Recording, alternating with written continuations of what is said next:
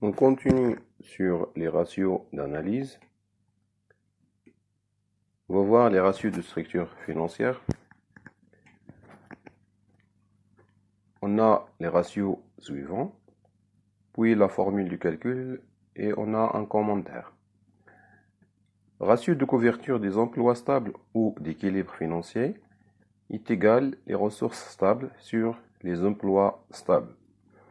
Si ce ratio est supérieur à 1, c'est-à-dire on a un excédent des ressources sur les emplois stables.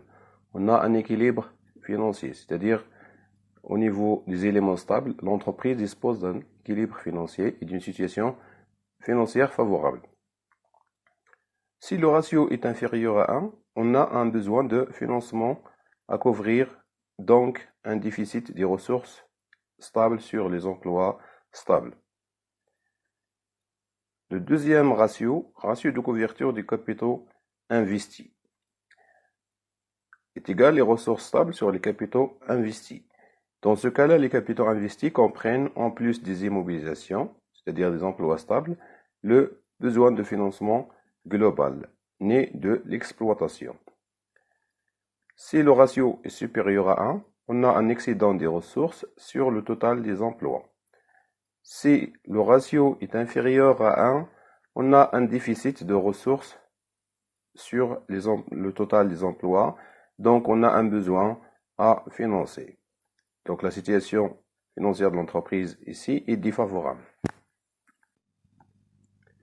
Concernant l'exercice précédent,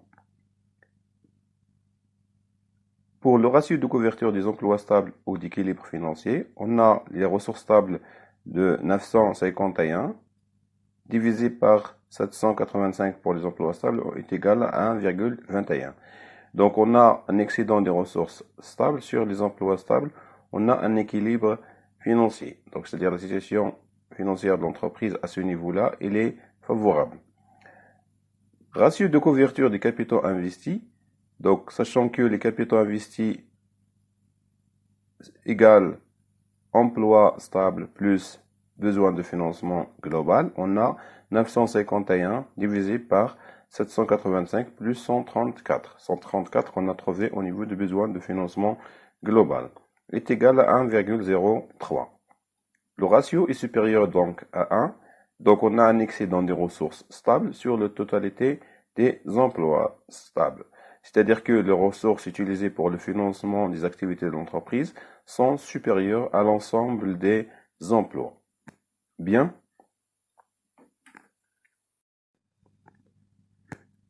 Le deuxième type des ratios s'agit des ratios d'indépendance financière. On a la part de l'endettement dans le financement, égale dette de financement sur les ressources stables. Cet indicateur mesure le pourcentage de recours de l'entreprise à l'endettement, c'est-à-dire elle indique le niveau d'endettement dans le financement durable. Le deuxième ratio s'agit de taux d'endettement aux capacités de remboursement. On parle de l'endettement sur les ressources propres, c'est-à-dire on prend les dettes de financement sur les ressources propres. Donc ici, il indique la capacité de remboursement de l'entreprise de ses dettes de financement, ou bien on peut utiliser l'endettement net par rapport aux ressources propres. Dans ce cas-là, ce ratio indique la capacité de remboursement de l'entreprise de ses dettes globales. L'endettement net est égal dette à moyen et long terme, c'est-à-dire les dettes de financement, plus les dettes à court terme, plus la trésorerie passive, moins la trésorerie active, moins les TVP, titres et valeurs de placement. Le troisième ratio, il s'agit du ratio d'autonomie financière. On utilise dans ce cas-là la formule suivante, capitaux propres sur les ressources stables. Ce ratio indique le niveau d'indépendance financière et son recours à l'autofinancement. Plus ce ratio est important, plus on dit que l'entreprise se base plutôt sur l'autofinancement de ses activités.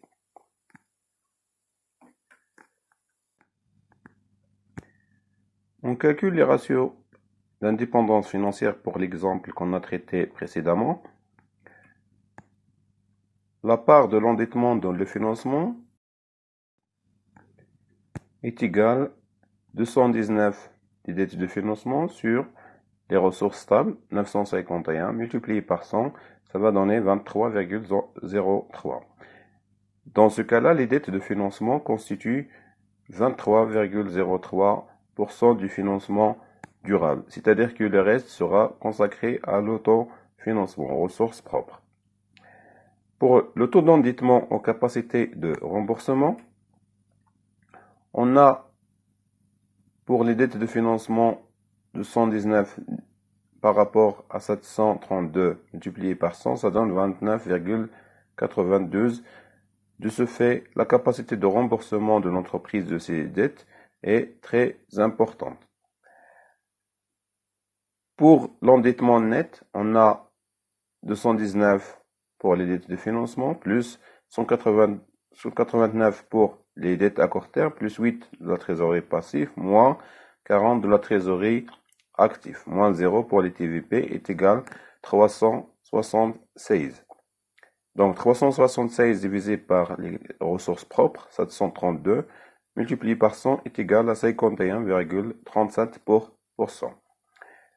L'entreprise dispose donc d'une capacité importante de remboursement de ses dettes globales. Pour le ratio d'autonomie financière, on a les capitaux propres sur les ressources stables, donc 732 par rapport à 951 multiplié par 100, on a 76,97%. Un taux important qui indique que l'entreprise se base en grande partie sur l'autofinancement de ses activités à raison de 76,97%. Donc, plus ce taux se rapproche de 100%, plus on dit que l'entreprise se base plutôt sur l'autofinancement que le recours à l'endettement.